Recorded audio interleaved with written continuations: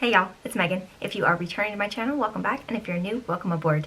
So today I am going to be talking about some Disney tips, kind of, but also it's kind of based on my experience.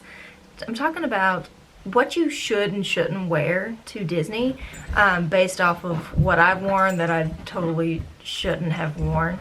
So it's kind of my experience, but it's also just kind of like a PSA about like what you should not wear when you go to Disney World. So the first thing I'm going to mention is specifically to my gals. I have a couple of situations where I did not wear the appropriate brassiere. Is that like the funnest? I love that word. Does anyone else just like love the? Anyway, one situation was I was in high school, and it was back when you wore halter tops that were just like one little string, and thinking that I was going to be so much classier by having a bathing suit top on instead of a actual just like bra just like hanging out, I wore my bathing suit top under my shirt because that was also just like a little thin strap, whatever. It wasn't like drawing a whole bunch of attention. Not that anyone at Disney World cares, but anyway.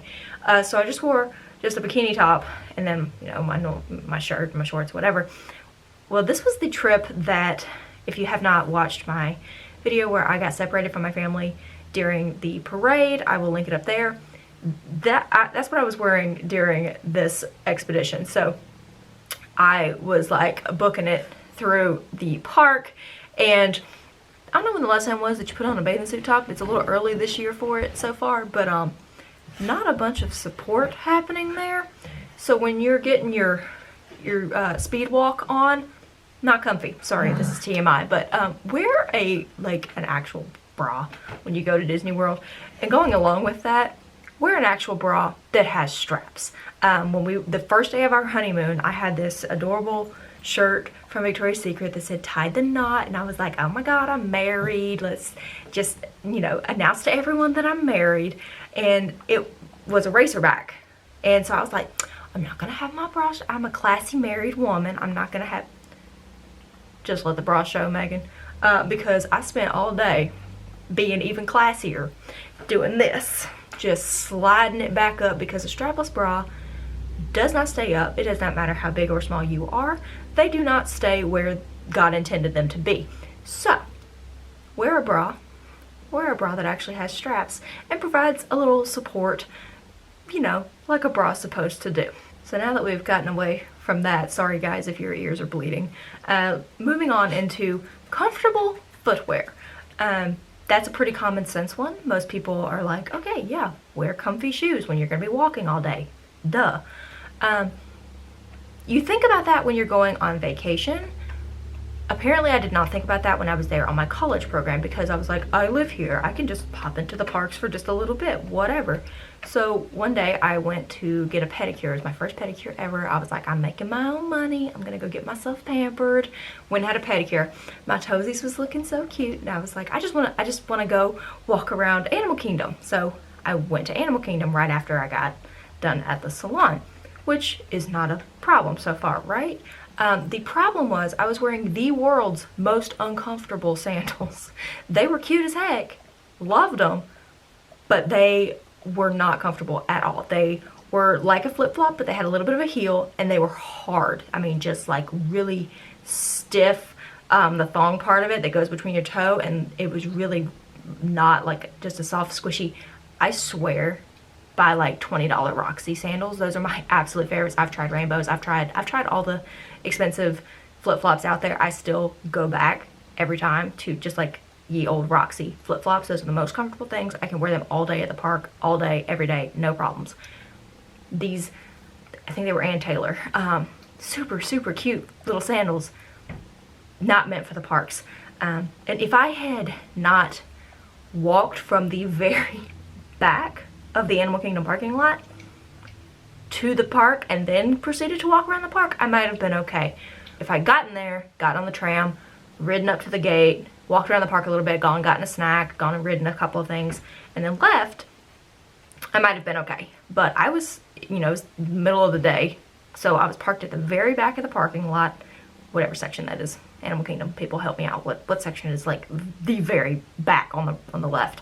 I was parked there, And I was like, I'm not waiting for the tram. I'm just gonna haul tail in there. So I start walking, and I'm getting my speed walk on, got a proper bra on, so we're good. And I'm walking, and I'm walking. And by the time I got to the gate, my feet were on fire. I had rubbed all of the skin off the inside of my feet. And was I a quitter? No. I got this far, I'm gonna go ahead and go do some stuff. So I went and I met some characters, and I went and got some food, and I rode some rides. Meanwhile, my feet are bleeding because I'm an idiot. You know, most people are wearing sneakers, or at least comfortable sandals. Nope, here I am prancing with my little click, click, clicks. And I got home and I took a picture to send to my mom, and I was like, hey Ma, guess who's an idiot?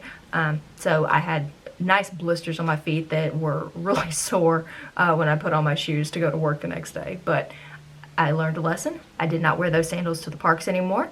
And now I always, if I'm wearing sandals into the park, wear my Roxy's. My last faux fashion, faux pas, tip, whatever we're calling this, it kind of has to do with when you're packing to go on your trip. So on one of the trips that my family took while I was in high school, we had packed and gotten everything ready to go, and then my sister and I, for some reason, swapped luggage. I don't remember, like, we were using one big suitcase, and then we decided to split it up into each having our own. Something happened, and not all of my stuff got into my new suitcase. I accidentally left my belts in a side pocket. Meaghan, why is a belt that big a deal, you may ask? Well, does anyone else have the situation where your pants grow throughout the day? Is this something that only happens to me? I can put on a pair of pants in the morning and they fit just fine.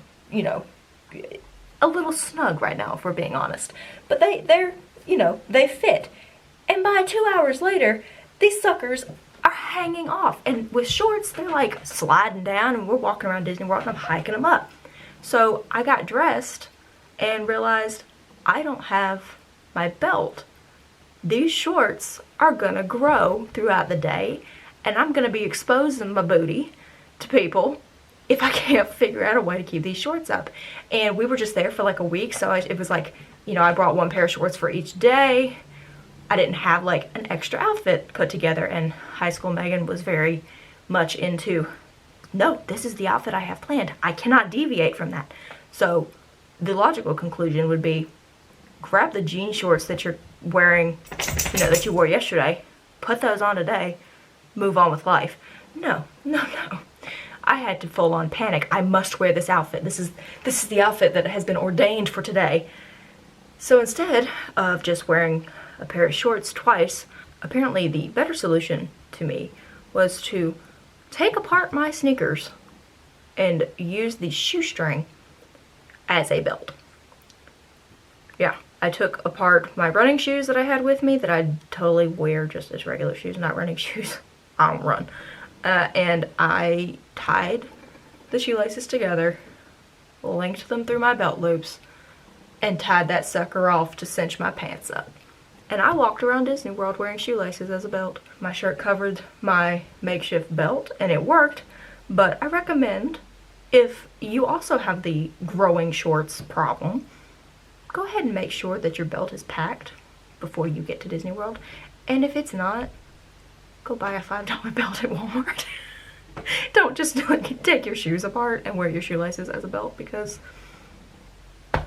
why Meaghan? So that is it for today. Those are my fashion don'ts based on my experience at Disney. What are your most go-to outfits? You know, do you dress up to go to Disney, or are you just like, I'm wearing a t-shirt and I'm wearing shorts and I don't care what people think of me? I am here to have fun and I'm not here for a fashion show. Or are you like one of the people who like Disney bounds and gets all done up to go into the parks? I have my days for both, but let me know how y'all are, and if you have had any fashion mistakes that you've had going to the parks, let me know those down below so we can kind of be together on this. And I will see you guys in my next video. Bye, y'all.